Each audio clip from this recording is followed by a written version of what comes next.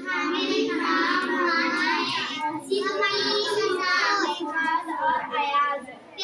बच्चों, एक दफा का जिक्र है कि एक बस्ती में एक अमीर आदमी जिसका नाम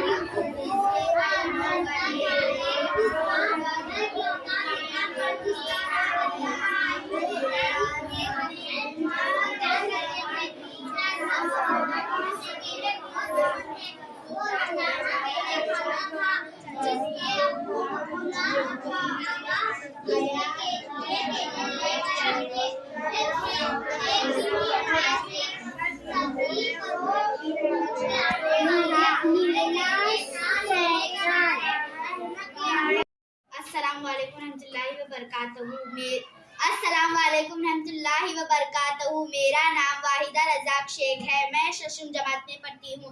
मेरे स्कूल का नाम जिला परिषद उर्दू स्कूल बेड़ी घरकुल ब कुंभारी है। मैं आज आपके सामने 100 रोज़ा ख्वानदगी के प्रोग्राम में आज मैं आपके सामने एक कहानी पेश कर रही हूँ। मेरी कहानी का उन्वान है उस्ताद की सज़ा।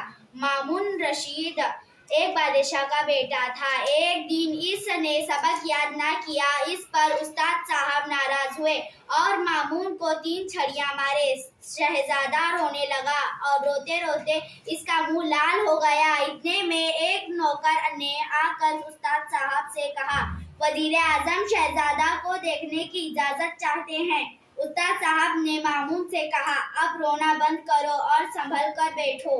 मामून का चेहरा आंसुओं से भरा हुआ था, लेकिन उस्ताद साहब का हुक्म सुनते ही वो मुंह साफ करके अपनी जगह चुपचाप बैठ गया और वजीर आजम के जाने तक इसी तरह बैठा रहा।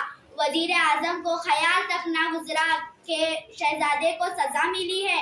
वजीर आजम के जाने के बाद उस्ताद साहब ने शहजादे से कहा, मैंने तुमको सजा तुम्हारे फायदे के लिए दी थी। तुमने बड़ा अच्छा किया कि वजीर आजम इसकी शिकायत नहीं की। मामून अदब से बोला, शिकायत कैसी? ये कैसे मुमकिन है कि आप मेरे फायदे के लिए सजा दें और मैं शिकायत करूं? उस्ताद साहब की शिकायत करने वाले दुनिया में कभी तरक्की नहीं पाते, हमेशा बेनसीब रहते हैं। उस्ताद साहब मामून की ये बातें सुनकर बहुत खुश हुए, इसे बड़ी दुआएं दी।